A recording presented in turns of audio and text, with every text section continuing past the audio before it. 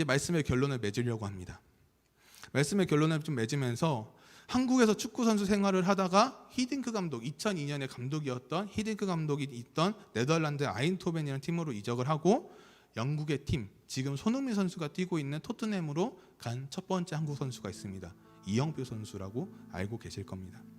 지금은 은퇴를 했는데 이영표 선수가 책을 한 권 썼습니다. 생각이 내가 된다. 이 책을 보니까 이영표 선수가 잉글랜드 프리미어리그라는 것은 그 당시 축구 리그 중에서는 정말 최고였어요.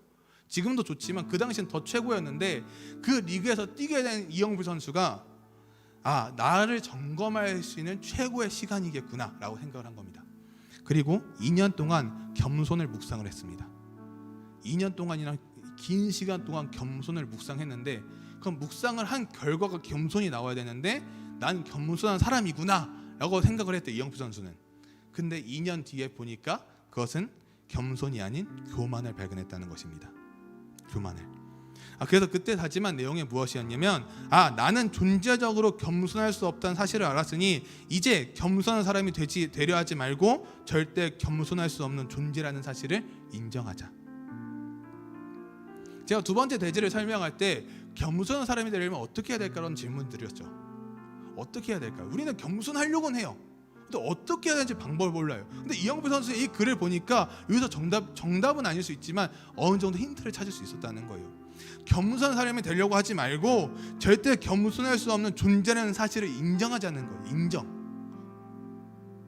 인정해야 된다는 거예요.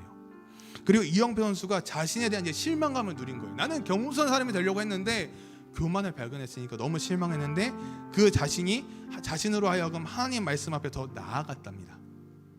나아갔고 하나님 앞에 겸손할 수 없는 나의 교만한 마음을 솔직하게 더 고백을 한 결과 하나님께서는 위로와 평안, 기쁨의 은혜를 이영표 선수에게 주었다는 사실입니다.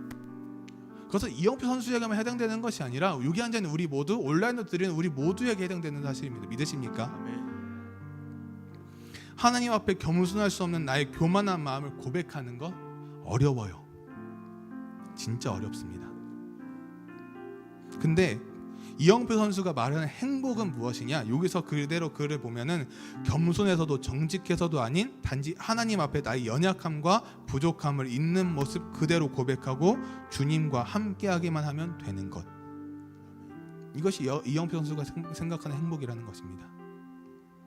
나의 연약함, 나의 부족함을 있는 모습 그대로 고백하는 것. 자꾸 막 숨기려고 해요. 막 사람들 앞에 보이지 않게 숨기려고만 해요. 그냥 숨기면 끝이 납니까? 끝이 나지 않는다는 거예요. 그러나 하나님으로부터 혹은 사람들로부터 너무 인정받고 싶어하는 나의 욕심, 우리의 모습, 그 모습 또한 하나님 앞에 모든 것을 버리며 회개하며 고백할 수 있어야 된다는 것입니다. 오늘 말씀의 제목인 뷔페의 경계선. 여러분, 뷔페라는 곳은 어떠한 곳입니까? 여러분들이 먹고 싶은 게 다 있는 곳이잖아요.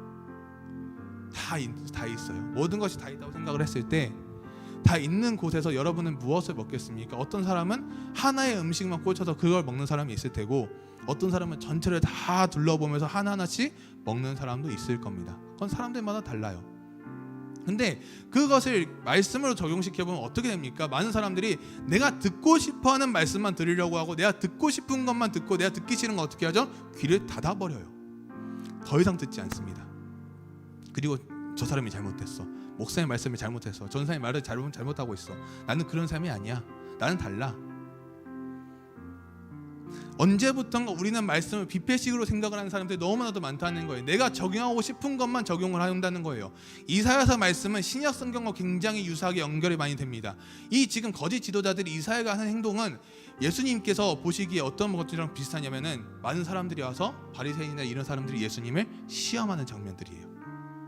시험할 때 예수님 한 번도 그 시험에 넘어가십니까? 넘어가지 않고 다시 그들에게 질문을 하세요. 질문하시는 장면들. 많은 사람들이 귀를 닫고 예수님을 바라봐요. 귀를 닫고 하나님을 바라봐요. 중요한 것은 많은 사람들이 처음에는 여기에 지도자들도 어떻게 했습니까? 처음에는 그렇게 했을까요? 거짓말하고 술 주정뱅이의 모습을 보였을까요? 아니요. 정직하게 살려고 하나님의 말씀을 전하려고 노력을 했어요. 하지만 어느 순간 딱 경계에 딱 올라간 순간 교만의 경계선에 한 발짝 앞선 거예요. 근데 그 사실을 본인들은 모르다는 거예요. 즉 겸손과 교만, 그 경계선은 딱 한 끗 차이라는 것입니다. 한 끗 차이. 나는 어디로 갈 것이냐? 교만의 경계선으로 앞발을 내딜 것이냐? 아니면 겸손의 경계선으로 앞발을 내디딜 것이냐? 그 차이는 누가 결정합니까? 그 경계선은 우리 스스로가 결정하는 거예요.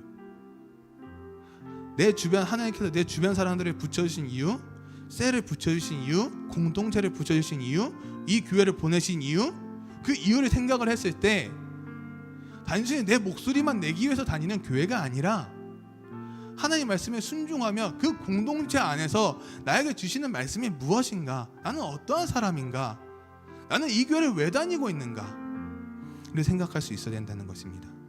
하나님의 말씀을 따라 순종하는 것, 죄송한데 그거는 기본입니다. 기본.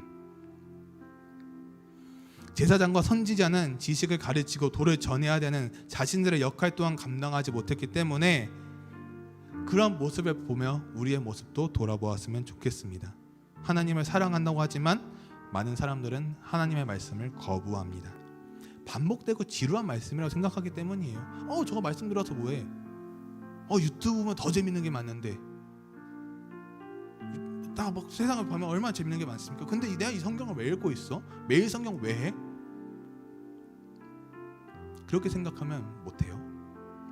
하지만 귀와 마음을 열고 누군가에게 신앙생활을 인정받기 위해서 하는 것이 아닌 나의 삶을 하나님 앞에서 올바르게 살아가려고 하는 것이, 우리는 알 수 없어요. 어떻게 될지 잘 모르겠어요. 하지만 하나님은 알고 계세요. 그 방법을.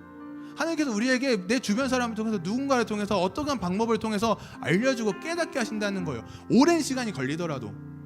그래서 우리는 분별할 수 있는 지혜를 달라고 기도하고, 뷔페식과 같은 신앙생활, 내가 듣고 싶은 대로 듣고 내가 하고 싶은 대로 하는 그런 신앙생활이 아닌 한 끗 차이의 경계선에서 하나님이 원하시고 바라시는 삶의 예배자가 무엇인지, 중요한 것은 이 예배당 안에서만 예배를 드리는 것도 중요한데, 저 문을 열고 나가 직장, 학교 어디서든 삶의 예배자로, 그것이 교회고 그것이 부르신 곳이라는 것을 기억하며 나아가는 삶, 그것이 하나님이 원하시는 삶이고, 그것이 뷔페식 경계선이 아닌 그 경계선에서 한 걸음 더 하나님 앞에 나아갈 수 있는 그런 발걸음이 되기를 소망합니다. 아멘이십니까? 아멘. 말씀을 기억하며 오늘 제가 마무리하고 기도하겠습니다. 자, 기도하겠습니다.